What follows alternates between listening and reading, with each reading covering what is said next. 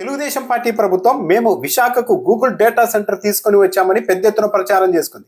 అయితే అది Google data centre కాదు, అక్కడ డేటా సెంటర్ నిర్మించబోతోంది ఆదానినే.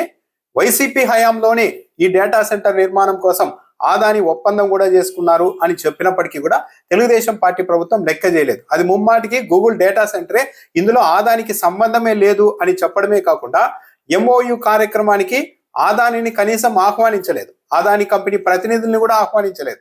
అయితే బుధవారం జరిగిన కేబినెట్ సమావేశంలో ఎట్టకేలకు రాష్ట్ర ప్రభుత్వం ఇది ఆదాని డేటా సెంటరే అని పరోక్షంగా అంగీకరించింది. ఇదివరకే గూగుల్ రాష్ట్ర ప్రభుత్వానికి ఒక లేఖ రాసింది. మేము అక్కడ కేవలం డేటాను స్టోర్ చేసుకోబోతున్నాం, ఈ డేటా సెంటర్ను నిర్మించేది, ఆ తర్వాత ఆ డేటా సెంటర్ను నిర్వహించేది కూడా ఆదాని సంస్థే, మీరు మాతో నేరుగా సంప్రదింపులు జరపాల్సిన అవసరం లేదు, ఈ భూ కేటాయింపులు రాయితీలకు సంబంధించి మీరు మొత్తం ఆదాని వాళ్ళతోనే మాట్లాడుకోండి అంటూ ఇదివరకే గూగుల్ ఒక లేఖ రాసింది.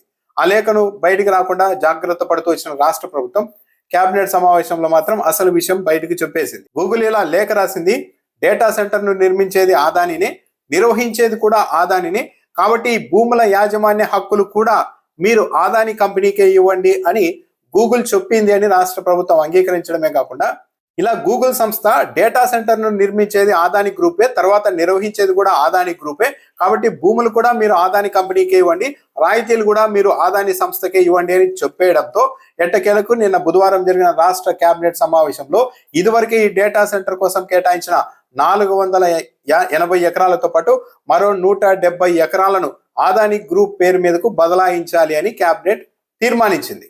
అంటే ఇక్కడ చాలా క్లియర్ గా అర్థమైపోతుంది ఏంటి అంటే ఈ మొత్తం డేటా సెంటర్ ను నిర్మించేది ఆదానినే, ఆ భూములు కూడా ఆదాని కంపెనీ పేరు మీదనే రిజిస్టర్ చేయబోతూ ఉన్నారు. ఆ తర్వాత డేటా సెంటర్ నిర్మించిన తర్వాత నిర్వహించేది కూడా ఆదాని సంస్థే. ఈ మేరకు గూగుల్ సంస్థ ఇదివరకే చెప్పేసింది, రాష్ట్ర ప్రభుత్వం కూడా ఈ భూముల్ని ఆదాని కంపెనీ పేరు మీదకే మళ్లిస్తోంది. అంటే మొత్తం మీద వైసీపీ వాళ్ళు చెప్పిందే కరెక్ట్ అయింది. కనీసం వైసీపీ హయాంలో చేసుకున్న ఒప్పందంలో డేటా సెంటర్ కారణంగా ఉద్యోగాలు పెద్దగా వచ్చే అవకాశమే లేదు కాబట్టి ఇంతెత్తున రాయితీలు ఇస్తూ ఉన్నాం కాబట్టి మీరు అక్కడ ఓన్లీ డేటా సెంటర్ ఏర్పాటు చేయడమే కాకుండా కనీసం 25,000 ఉద్యోగాలు వచ్చేలాగా ఐటీ క్యాంపస్ ను కూడా ఏర్పాటు చేయాలని ఒప్పందం చేసుకుంది వైసీపీ హయాంలో. అందుకు ఆదాని కూడా అంగీకరించింది. కానీ ఇప్పుడు పేరుకు గూగుల్ ముందరు పెట్టారు, కానీ ఏ ఒక్క ఉద్యోగాలకు సంబంధించి కూడా ముందే ఒప్పందాలు లేవు. ఐటీ పార్కు లేకుంటే డెవలప్మెంట్ సెంటర్ ఇలాంటివి ఏమీ లేవు, ఓన్లీ డేటా సెంటర్ ఏర్పాటు చేస్తున్నారు.